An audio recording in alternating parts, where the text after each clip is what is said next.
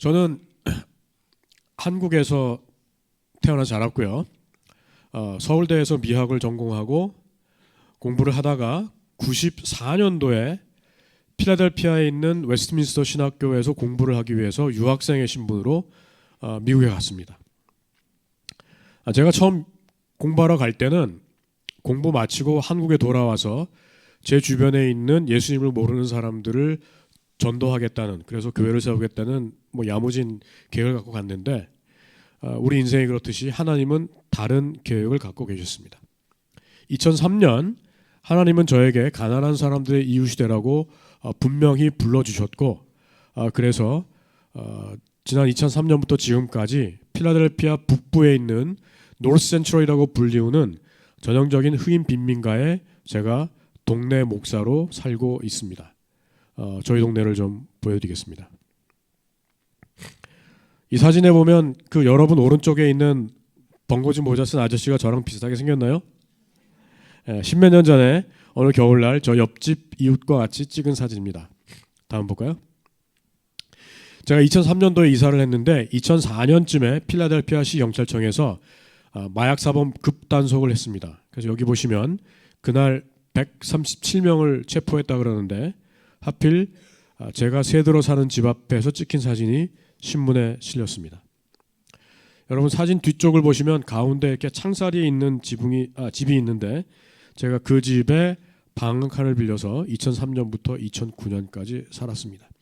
이 사진 한 장 보시면 저희 동네가 어떤 동네인지 아마 감이 오실 겁니다. 다음 볼까요?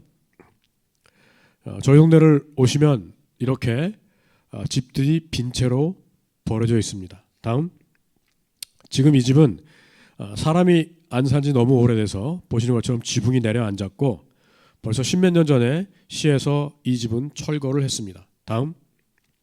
지금 보시는 장면은 철거 현장이 아니라 아까처럼 비어있는 집이 봄부터 가을까지 비에 젖었다가 겨울에 얼었다가 또 봄이 돼서 해동을 하는 과정을 몇십 년 하다가 어느 날 그냥 붕괴한 현장입니다. 저희 동네는 보시다시피 여러분이 상상할 수 없을 정도로, 여러분이 아는 미국이라고 믿을 수 없을 정도로 참 열악한 환경이죠. 다음 볼까요?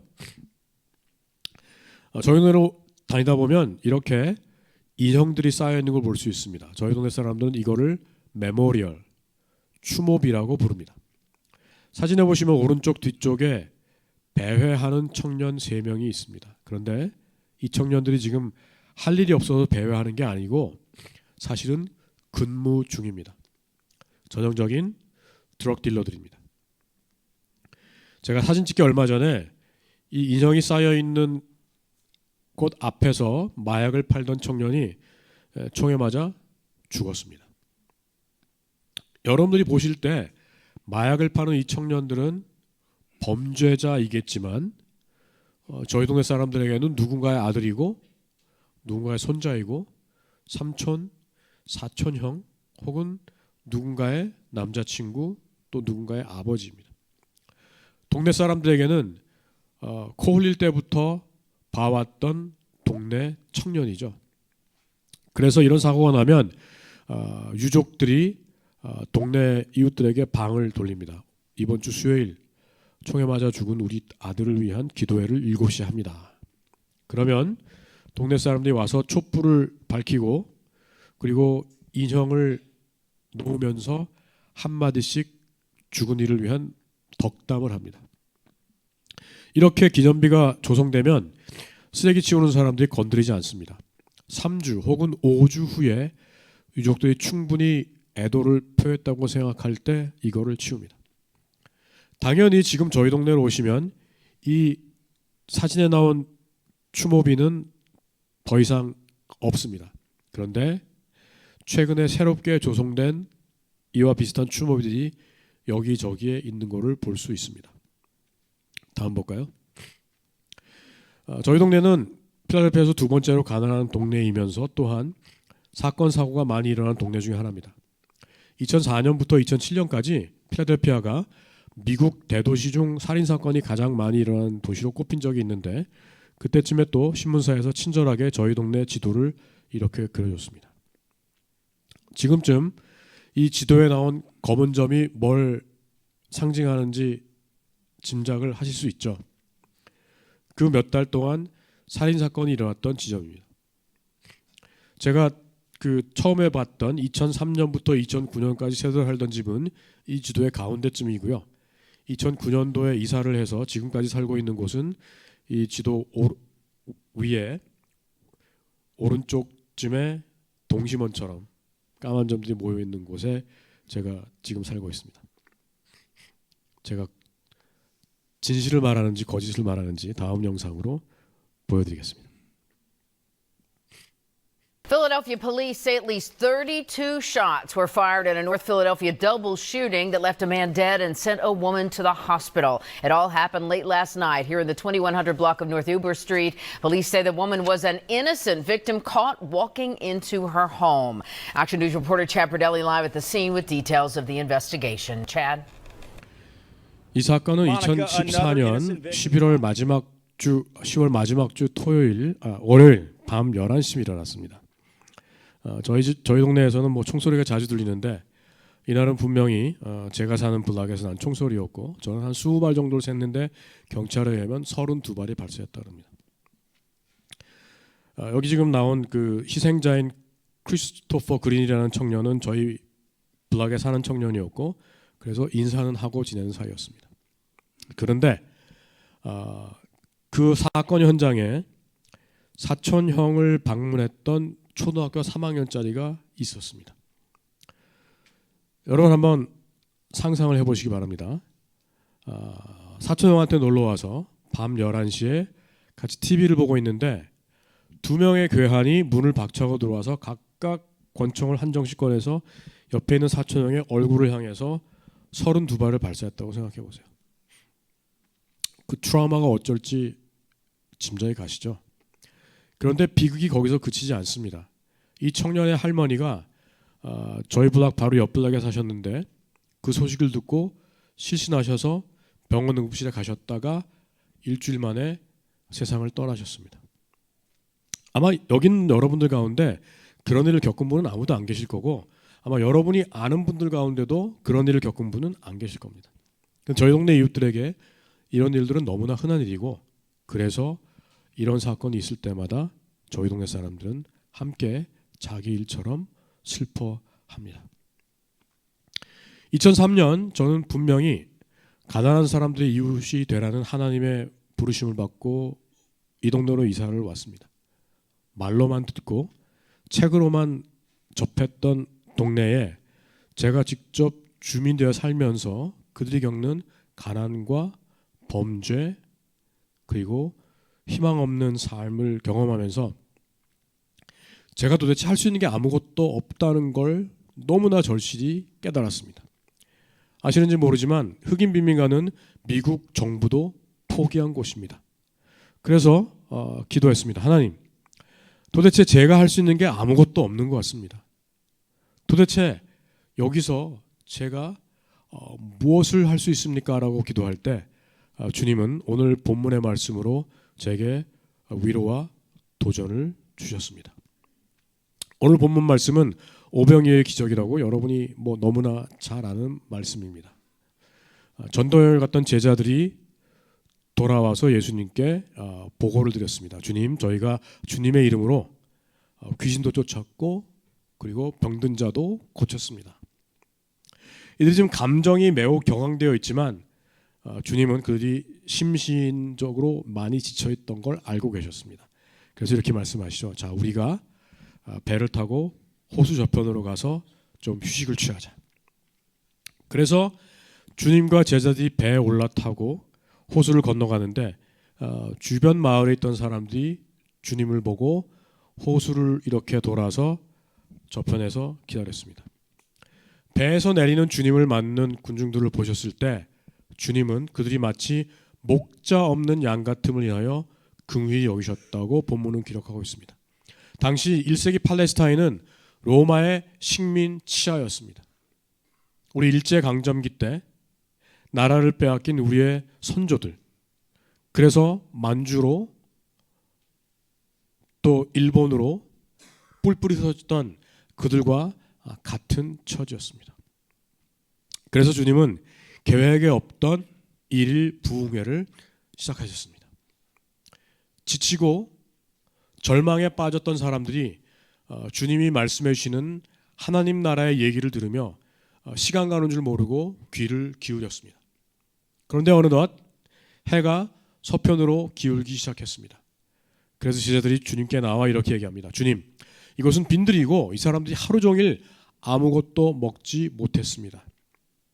그냥 보내시면 가다가 지쳐 쓰러질 수 있으니 가까운 마을에 가서 뭔가 사 먹고 기력을 회복한 다음에 집에 가게 하십시오. 아주 훌륭한 참모들이죠. 사태 파악을 정확하게 했고 그리고 그에 대한 합리적인 해결책도 제시해 드렸습니다.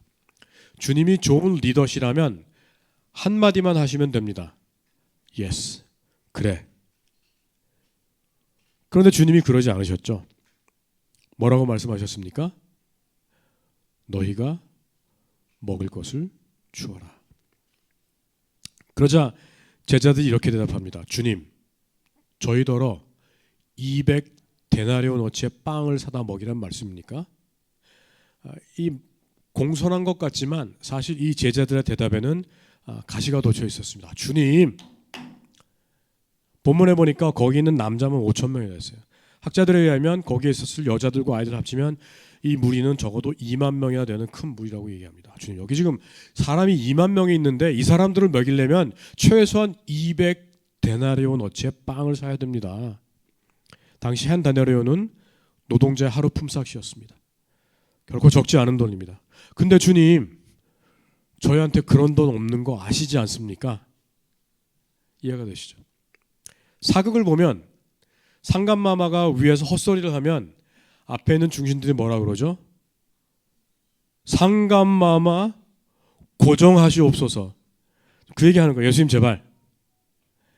그런데 그걸 모를 리 없는 주님께서 계속 딴 말씀을 하십니다. 너에게 빵이 몇 개 있는지 가서 알아보아라.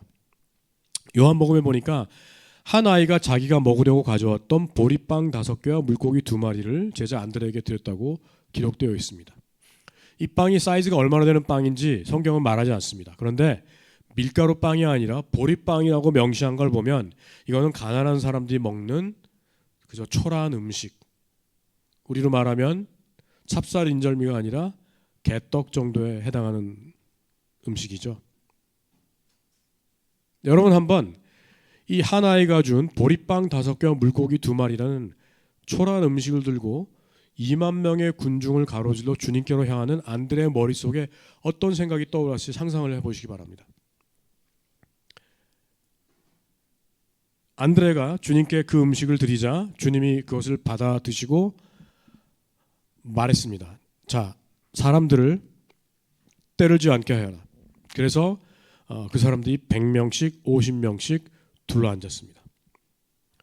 웅성대던 사람들이 제자들의 지시에 따라 자리에 앉으며 주님이 뭔가를 하시려나 보다 눈치를 챘고 모든 사람들이 조용해졌습니다. 그리고 그들의 시선이 주님께로 향했습니다. 그때 주님께서 그 음식을 향해 하늘으로 축사를 하시고 제자들에게 나누어 주셨고 제자들이 사람들에게 나누어 주었고 성경은 다 배불리 먹었다고 기록하고 있습니다. 구체적으로 어떤 일이 일어났는지 성경은 우리에게 얘기하지 않습니다. 그런데 제가 상상을 해보면 아마도 이런 일이 일어났을 것 같습니다. 주님께서 빵을 반으로 나누어서 베드로와 안드레에게 주셨는데 주님의 손에서 반쪽이던 빵이 제자들의 손으로 옮겨가면서 온전한 빵이 됐을 것 같아요. 주님께서 물고기도 반으로 나누어서 요한과 야고보에게 주셨는데 반쪽이던 물고기가 제자들의 손으로 가면서 온전한 물고기로 바뀌었을 것 같습니다. 제 상상력의 한계입니다. 조금 전까지 계속 동문서답하시는 주님 때문에 답답했고 짜증이 났던 제자들이 자신들의 눈앞에서 일어나는 기적을 보며 기쁨과 감격으로 넘치게 되었습니다. 그래서 주님으로부터 빵과 물고기를 받아던 이들은 뛸 듯이 기쁜 걸음으로 배고프고 지친 사람들에게 다가갔고, 그들이 빵을 나누고 물고기를 나눌 때 그들의 손을 통해서도 똑같은 기적이 일어났습니다. 그래서 다 배불리 먹었다고 기록을 합니다. 그런데 오늘 본문은 우리에게 특이한 사실을 알려줍니다. 먹고 남은 조각을 거두었더니 몇 광주리에 찼다고요? 안 들려요? 몇 광주리요? 네, 12광주리. 여러분 아시면 12는 유대인에게 완전수입니다. 자, 여기 뭐 어머님들 가정주부들 계신데 가끔 집에서 잔치하실 거예요. 중요한 게 뭡니까? 손님들이 오셔서 음식을 맛있게 드시고 즐겁게 노시다가 하면 되는 거지. 손님 간 다음에 뭐 불고기가 뭐 얼만큼 남았고 전이 몇 개 남았고 이러면 안 세잖아요. 그런데 오늘 본문은 우리에게 먹고 남은 조각이 12광주에 찼다고 알려줍니다. 이게 중요한 이유는 다음과 같습니다. 예수님의 기적 가운데 마태, 마가, 누가, 요한복음에 다 기록된 기적이 오병 기적 딱 하나입니다. 사복음서가 오병이어의 기적의 기본적인 얘기는 똑같이 전해주는데 세부 사항이 조금씩 다릅니다. 한 아이가 자기가 먹으려고 가져온 음식을 드렸다는 것은 요한복음에만 나옵니다. 그런데 배불리 먹고 남은 조각을 거두었더니 12광주리에 가득 찼더라는 구절은 마태, 마가, 누가, 요한복음에 다 나옵니다. 여기 전에 입시학원 다니신 분들이 계실 텐데 그 일타 강사들이 뭐라 그래요? 자, 이거는 중요하니까 밑줄 쫙 긋고 몰라도 되니 무조건 외워. 시험에 꼭 나. 그거랑 같은 거예요. 성령님께서 우리에게 이거 중요하니까 밑줄을 꺼주시는 거예요. 그 12광주에 남았다는 게 무슨 의미가 있는가? 어쩌면 2024년 부산 해운대 근처에 사시는 여러분들은 이해를 못할 수도 있습니다. 제가 여기서 보니까 일주일 동안 끼니를 굶은 분은 한 분도 안 계신 것 같아요.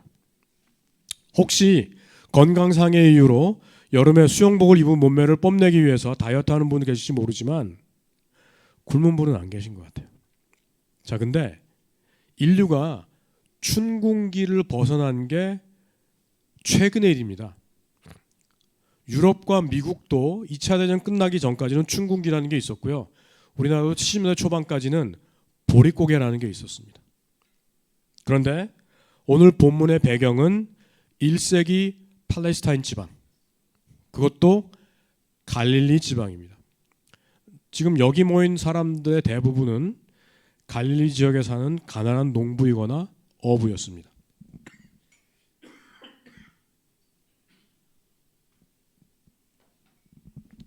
대부분의 농부들은 자기 땅이 아니라 대지주의 땅을 빌려서 농사를 짓는 소작농이었고, 대부분의 어부들도 자기 배가 아니라 선주에게서 배를 빌려서 어업을 하는 사람들이었습니다. 그러니 로마의 세금쟁이에게 세금을 주고 그리고 지주와 선주에게 또 그들의 몫을 주고 나면 자신의 손에 남는 게 별로 없는 사람들이었습니다. 하루 세 끼를 먹는다는 건 상상할 수 없었던 사람들이고, 옛날 우리 어른들이 초근 목피로 연명했다듯이 하루 한 끼 정도를 먹을 수 있으면 그래도 괜찮았던 가난한 사람들입니다. 그런데 주님은 그들을 허허벌판에서 보리빵 5개와 물고기 2마리로 배불리 먹여 주셨습니다. 이 사건의 의미는 주님이 무슨 마술사처럼 무한증식해라, 그래서 음식이 불어났다는 그런 의미가 절대로 아닙니다. 이 사건의 의미는 하나님의 나라가 어떤 곳인지를 이들에게 그리고 우리에게 보여주는 예수님의 시청각 교육이었다는 사실입니다. 당시도 마찬가지고 지금도 마찬가지이겠지만 2만 명이나 되는 큰 군중에게 이렇게 배불리 먹을 수 있는 잔치, 그리고 심지어 먹고 남은 조각이 12광줄에 가득 차도록 풍성한 잔치를 베풀 수 있는 사람은 지극히 한정되어 있었습니다. 갈릴리 지역의 땅을 다 소유한 대지주이거나 아니면 갈릴리 지방을 다스리는 왕이라는 절대 권력을 가진 사람 정도 되어야 이런 잔치를 할 수 있었습니다. 그런데 주님은 하나님의 나라는 권력이 없어도 돈이 없어도 이런 천국의 혼인잔치를 베풀 수 있다는 것을 보여주셨습니다.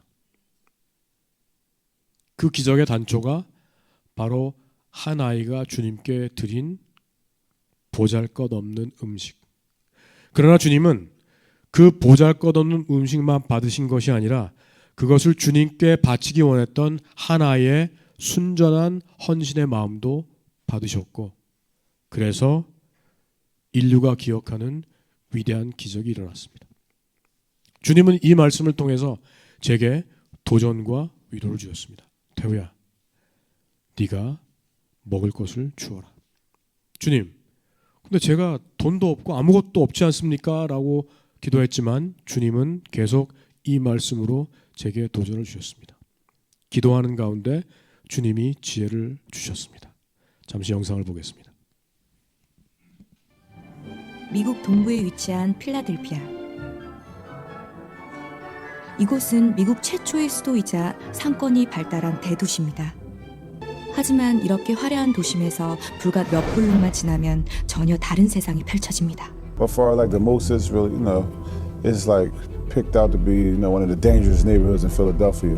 Most of the same things happen here, Kids get shot, women get shot, children get shot, and we have to deal with it. 하루도 조용할 날이 없는 이 동네는 미국 최대 우범 지역으로 손꼽히는 노스 센트럴입니다. 그런데 이런 위험한 동네에 유독 평화로워 보이는 한 남자가 있습니다. 19년째 이곳에 살고 있는 이태우 목사입니다. 어떤 사람들은 이곳을 창살 없는 감옥이라고 부른다는데요. 도저히 대물림되는 가난을 벗어날 길이 없기 때문이죠. 미국에 가난한 흑인으로 산다는 거는 2중, 3중의 차별에 시달리는 거예요. 일단 백인들로부터 흑인이라는 이유로 인종차별을 받고 정부에게 버림을 받았고 사회에서 차별당하는 사람들. 그러니까 그 사람들한테 하나님이 당신을 사랑합니다. God loves you 그러면 욕먹기 십상입니다. 그래서 저는 하나님이 당신을 사랑합니다라는 메시지를 제가 할 수 있는 삶으로 전하는 거죠. 그러니 태우 너는 배고프고 헐벗고 감옥에 있고 병든 이들에게 가서 그들에게 좋은 이웃이 되라고 말씀해 주셨고 저희 동네로 이사를 왔죠. 삶으로 복음을 전하기 위해 이 동네로 이사 온 후 그가 가장 먼저 했던 일이 있습니다. 빈민가의 특징 중에 하나가 쓰레기가 정말 넘쳐나고 그리고 사람들이 아무도 쓸지 않습니다. 그래서 좋은 이웃으로 내가 할 수 있는 일, 빗자루를 들고 골목을 청소하기 시작했죠. 청소와 함께 동네를 가꾸기 위해 그가 했던 일이 또 있습니다. 지저분한 쓰레기를 치우고 꽃 화분을 갖다 놓자 삭막했던 동네가 점점 아름다워졌다는데요. 그의 진심이 통해서였을까요? 시간이 지날수록 조금씩 마음의 문을 열기 시작한 동네 주민들. 이 동네 와서 이제 여러 가지 발견한 것들 중에 하나는 방치된 아이들입니다. 그래서 학교를 가야 할 시간인데 길거리를 배회하는 아이들을 보기도 하고 또는 지금은 이제 집에 들어가야 될 시간인데 늦은 밤에 길거리에 있는 아이들이 하나둘씩 보이기 시작했습니다. 결국 이들에게 가장 필요한 것은 복음이라는 거예요. 그러니까 복음 안에서 내가 하나님의 형상대로 지음받은 존귀한 존재라는 것을 깨달아야 세상의 인종차별이나 눈총들을 스스로 감당할 수 있는 거고, 그래서 복음을 통해서 이 아이들이 가난의 대물림을 끊을 수 있도록 하나님께서 제게 그 여름 캠프를 할 수 있는 기회를 열어주셨죠. 매년 여름방학이 찾아오면 삭막했던 동네가 아이들이 마음껏 뛰어놀 수 있는 여름 캠프의 장으로 바뀝니다. 여름 캠프는 지난 2006년부터 시작했는데요. 빈민가에 복음을 전하고 아이들에게 꿈을 심어주며 13년째 계속되고 있습니다. I learned about him that he is a part of your life. He is in your family. He made you. He is for you, and he is watching over you. No matter how rough or tough the individuals are, they respect Tehu as a pastor. When I walk down the street with him, he's greeted as pastor, which is not typical in Philadelphia culture. That's relatively exceptional. 그가 본 목사님은 좀 특별했습니다. 동네 총기 사고 피해자 장례식을 찾아온 목사님은 처음이었답니다. Like I said, it was shocking to see you there because like you didn't have like relations with him, and you were there like being like condolences to the mother.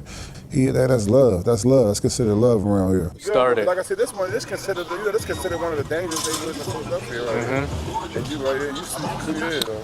Well, as you said, you know, You've been figuring man upstairs on my side. Right. So, Yeah, you better balance it out.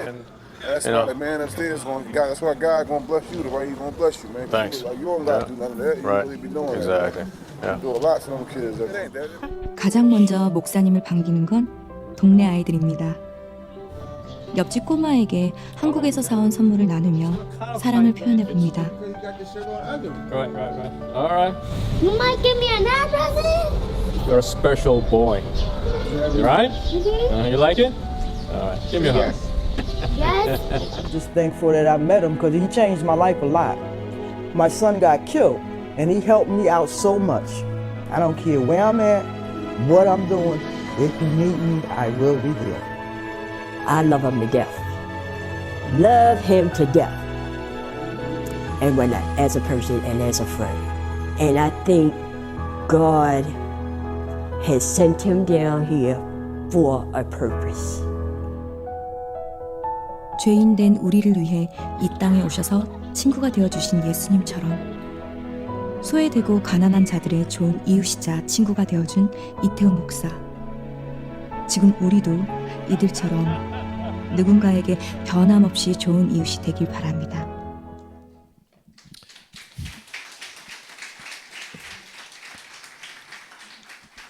보신 것처럼 좋은 이웃이 되어서 골목을 쓸고 또 겨울엔 눈을 치우고 여름에는 바베큐 파티에서 동네 사람들과 나눠 먹으면서 친해졌고 그러다가 2006년부터 저희 집 앞에서 동네 아이들을 위한 캠프를 시작했습니다. 다음 사진 볼까요? 캠프를 하게 된 동기는 사실 굉장히 단순했습니다. 우리 한인 이민자들의 아이들은 그리고 미국 아이들은 여름방학이 되면 뭐 캠프를 가기도 하고 여행을 가기도 하는데 저희 동네 아이들은 갈 곳도 없고 할 곳도 없습니다. 심지어 어떤 아이들은 학교에서 받는 급식이 유일한 식사인데 학교를 가지 않으면 끼니를 굶는 경우도 있습니다. 그래서 그 아이들에게 여름에 뭔가 의미 있는 시간을 주고 싶어서 캠프를 시작했습니다. 지난 2006년부터 지금까지 매년 여름이 되면 지금 보시는 것처럼 제가 사는 집 앞에 길을 막고 동네 아이들과 함께 캠프를 진행합니다. 그런데 처음 캠프를 시작할 때 제가 아이들한테 물어봤어요. 너 커서 뭐 되고 싶어? 그랬더니 아이들의 대답이 거의 똑같았습니다. 남자아이들은 미식축구 선수, 농구 선수, 힙합 가수, 뭐 농담이겠지만 갱스타고, 여자아이들은 가수, 모델, 헤어 디자이너, 그러니까 미장원에서 일하는 사람, 아니면 엄마가 된대요. 아마 여러분의 자녀들이 이런 대답을 했으면 아마 아빠들이 당장 딱 뒤통수를 한 대 때렸겠죠. 근데 가난한 동네에 사는 저희 아이들은 이 외에 다른 세상이 있다는 것을 모르는 아이들이었기 때문입니다. 그래서 캠프를 통해서 아이들에게 복음을 전했습니다. 하나님은 너희를 사랑하신다. 세상은 너희가 피부색이 다르다고 가난하다고 차별하지만 너희는 하나님의 형상대로 지음받은 존귀한 존재이다. 이거를 입으로 전한 게 아니라 캠프를 통해서 그들이 아는 언어로 경험할 수 있고 이해할 수 있는 언어로 전했습니다. 짐작하시겠지만 여름 한 달 하는 캠프가 무료로 제공이 됩니다. 작년에 왔던 자원봉사자들이 올해도 이 아이들을 찾아옵니다. 그리고 함께 놀고 함께 웃고 함께 눈물 흘리고 또 손잡고 기도합니다. 매년 이렇게 신나는 캠프가 자기 동네를 찾아오는 걸 보면서 그리고 자원봉사들이 매년 찾아와서 그들을 사랑해 주는 걸 느끼면서 이 아이들이 이렇게 좋은 캠프가 매년 우리를 찾아온다면 하나님이 우리를 사랑하나 보다라고 깨닫기 시작했습니다.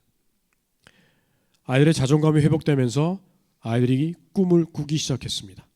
여러분이 지금 저희 동네 오셔서 아이들한테 너 커서 뭐 되고 싶어? 라고 물어보시면 이제는 이런 대답을 들으실 겁니다. 저는 커서 소아과 의사가 되고 싶어요. 간호사가 되고 싶어요. 선생님 될 거예요. 엔지니어 될 거예요.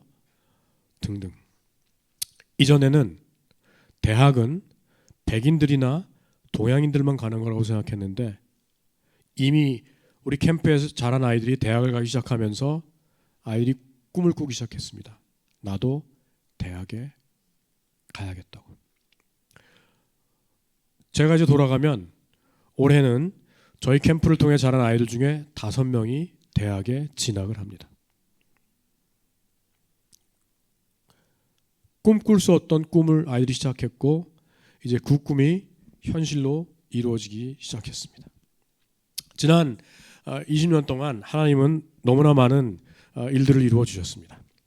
2006년 첫 해 캠프를 할 때 일입니다.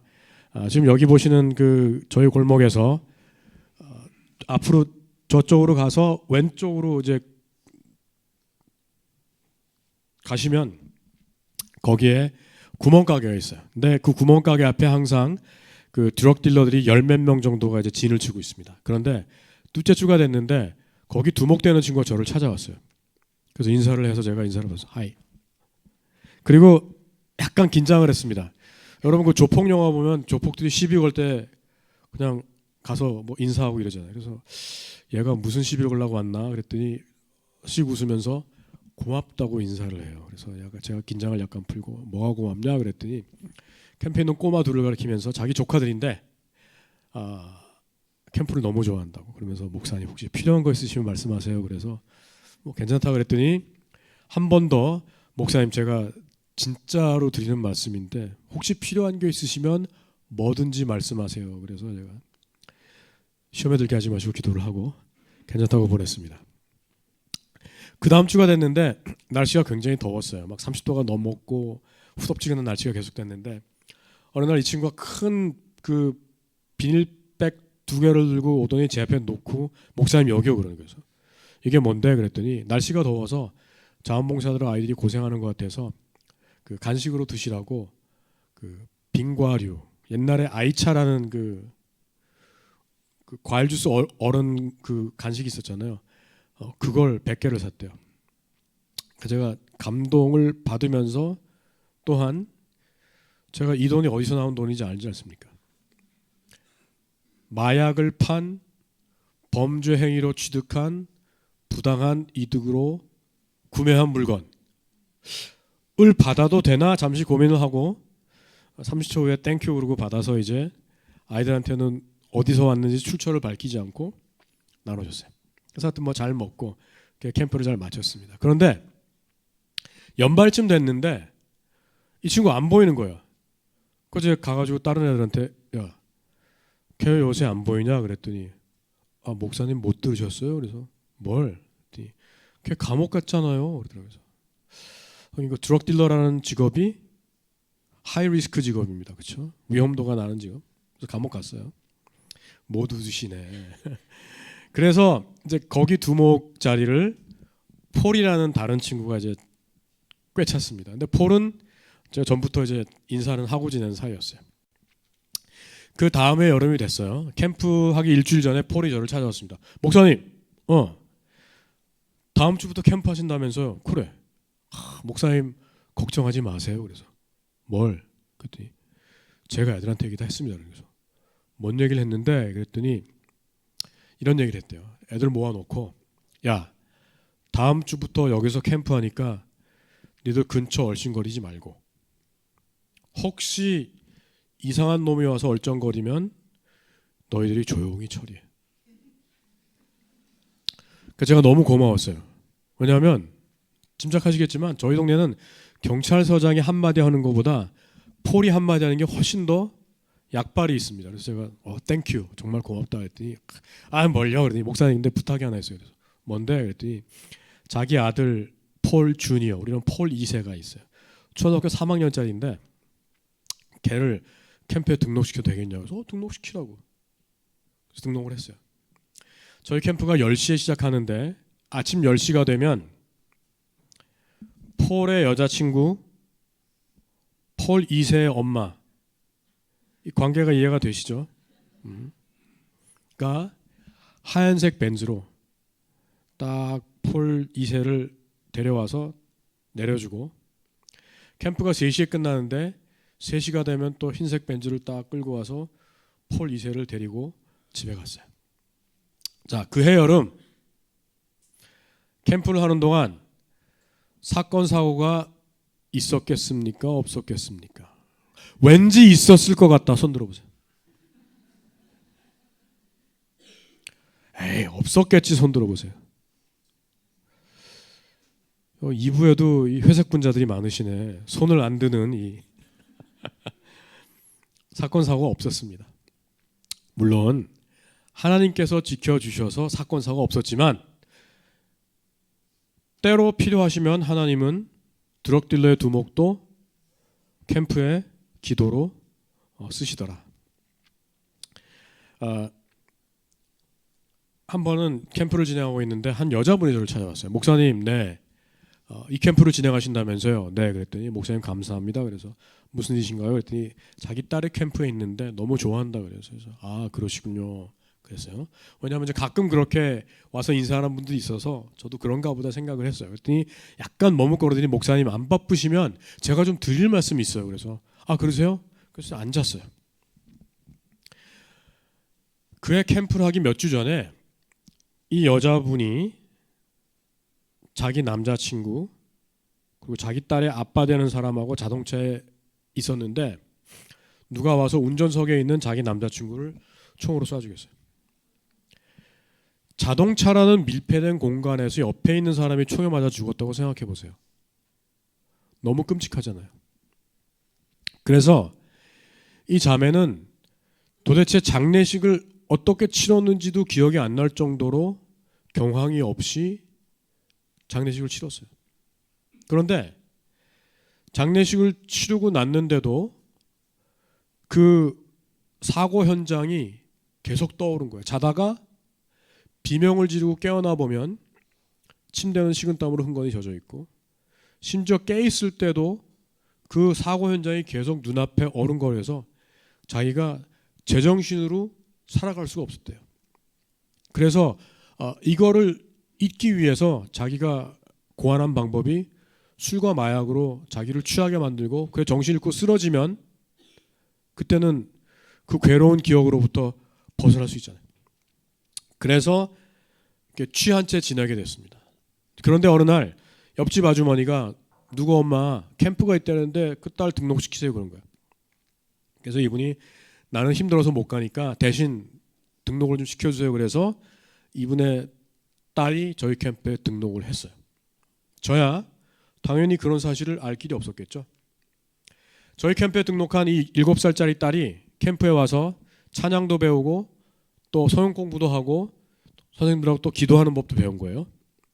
캠프를 마치고 집에 가면 엄마는 취해서 누워있는데 7살짜리 딸의 눈에는 엄마는 아파서 누워있는 거죠. 그래서 이 아이가 캠프에서 배운 대로 엄마를 위해서 기도하기 시작했습니다.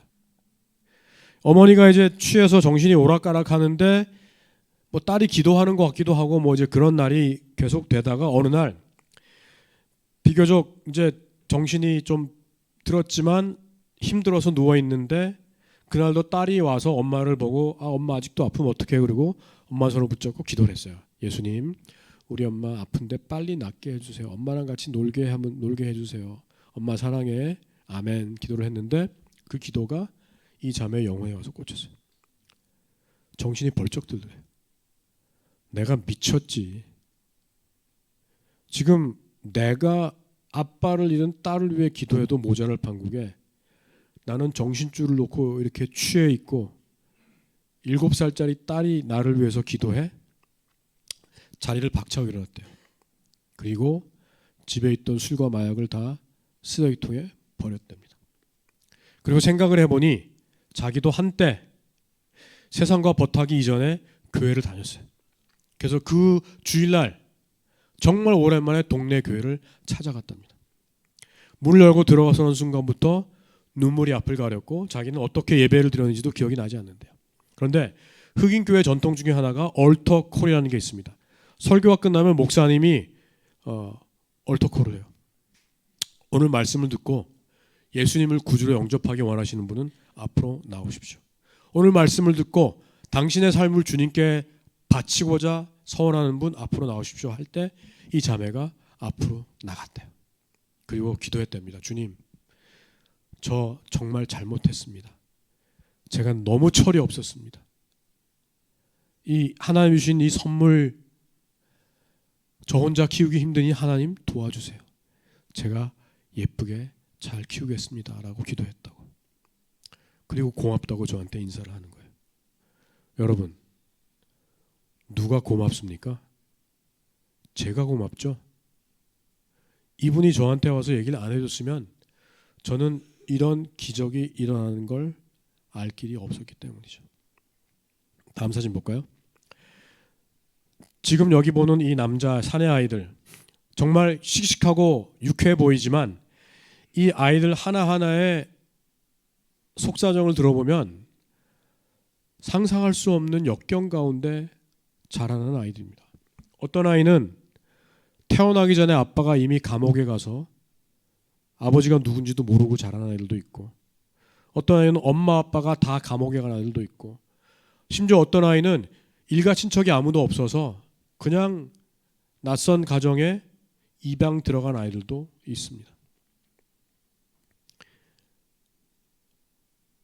좀 전에 슬라이드로 보신 그렇게 가난한 동네에 사는 아이들, 세상적으로 보면 도대체 기뻐할 일이 아무것도 없고 꿈을 꿀 수 없는 상황인데 이들이 이렇게 너무나 환한 얼굴로 웃을 수 있는 이유는 단 하나죠.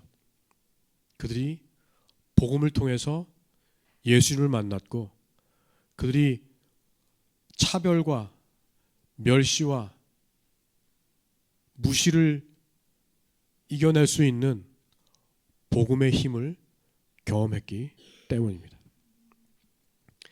말씀을 맺습니다. 어쩌면 여러분은 지금까지 세상이 여러분에게 말하는 거짓말에 속아 살아왔는지도 모릅니다. 그 거짓말은 바로 이겁니다. 당신이 뭘 할 수 있겠어? 들어보셨죠? 하나님의 사람인 우리들은 신문이나 뉴스의 안타까운 사건을 들을 때마다 무릎 꿇고 기도합니다. 러시아의 침공으로 시작된 전쟁은 2년이 지난 지금까지도 계속되고 있습니다. 언제 우크라이나가 파괴된 도시를 재건할지 아무도 모릅니다. 작년 10월 시작된 이스라엘과 팔레스타인의 갈등은 지금도 계속되고 있고 우리는 거의 매일 실시간으로 계속 밀려나는 팔레스타인의 시민들 그리고 얼마나 많은 아이들과 여자들이 희생당했는지를 듣고 있습니다. 휴전선을 사이에 두고 대치 중인 남북 관계는 전혀 해동의 기미가 보이지 않고 오히려 점점 더 긴장 국면을 치닫고 있는 것 같습니다. 미래를 꿈꾸지 못하는 많은 젊은이들로 이 나라가 걱정을 하고 있고 그리고 최근에 대한민국은 전 세계에서 출생률이 가장 낮은 국가가 되었습니다. 여러 가지 이유로 결혼을 하지 못하는 젊은이들이 늘어났고 설령 결혼을 해도 불확실한 미래 때문에 아이를 갖기를 꺼려하는 사람들이 있습니다. 그래서 일본보다 더 심각한 인구 절벽이 곧 우리의 현실이 되리라는 우울한 진단을 우리는 듣고 있습니다. 이런 일들을 보고 들을 때 우리는 기도하지 않을 수 없지만 그런데 여러분이 할 수 있는 건 아무것도 없는 것 같습니다. 만일 여러분의 소망이 이 땅이 전부라면, 여러분의 모든 희망이 이 세상이 다라면 그 말이 맞습니다. 그런데 제가 감히 거짓말이라고 말하는 이유는 저와 여러분은 이 땅에 속한 사람이 아니기 때문입니다. 우리가 대한민국 국민이지만 우리에게 더 중요한 정체성은 우리는 하나님 나라의 백성이라는 것입니다. 하나님 나라는 upside down 킹덤입니다. 세상에서 뭔가를 하려면 적어도 국회의원 정도의 권력이 있거나 혹은 재벌 총수 정도 되는 재력이 있어야 되지만 하나님 나라는 그렇지 않다는 말씀입니다. 사도 바울이 이렇게 말씀하셨죠. 하나님의 나라는 세상의 어리석은 자를 택해서 세상의 지혜로운 자를 잠잠케 하신다. 하나님 나라는 세상의 연약한 자를 들어서 세상의 권세 잡은 자를 물리치신다. 하나님 나라는 세상의 가난한 자를 들어서 부유한 자를 부끄럽게 하신다고 말씀하셨습니다. 오늘 한 아이가 주님께 드렸던 보리빵 5개와 물고기 2마리는 세상의 눈으로 볼 때 정말 아무것도 아닙니다. 한 아이의 끼니를 때울 수 있는 보잘것없는 초라한 음식. 이 세상의 지도자였다면 아마 이렇게 말했을 것 같습니다. 야, 너 지금 장난하니? 이걸 어디다 쓰라고? 너나 드세요. 했겠죠. 하나님의 나라는 그러지 않았습니다. 주님은 그 초라한 음식을 받아 드셨고 그와 동시에 그 음식에 담긴 하나의 순전한 마음도 받아주셨습니다. 그래서 하늘으로 축사하시고 위대한 기적의 단초로 삼아 주셨습니다. 2003년 하나님의 부르심을 받고 저희 동네로 이사할 때 저는 진짜 말 그대로 몸뚱이 하나 달랑 들어갔습니다. 돈도 없고 아는 사람도 없는 동네였습니다. 그런데 하나님께서 사람들을 보내주셨고 필요한 재정을 공급해 주셨습니다. 저는 가진 것이 없지만, 저는 할 줄 아는 것이 없지만 제가 순종했을 때 하나님은 사람들을 보내셨고 필요한 것들을 보내주셨습니다. 그래서 매년 풍성한 축제를 베풀 수 있었습니다. 여러분은 어떠십니까?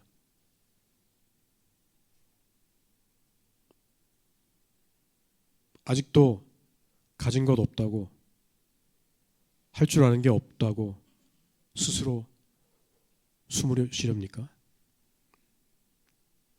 오늘 주님이 여러분에게 말씀하십니다. 여러분이 먹을 것을 주십시오. 세상은 빵이 없어서 굶주리는 것이 아니라 하나님의 말씀이 없어서 굶주리고 있습니다. 또 아프리카에는 탐욕으로 인해 아이들이 먹을 것을 먹지 못해 굶주려 죽어가고 있습니다. 이제 여러분께서 너희가 먹을 것을 주라는 주님의 축복의로의 초대에 예라고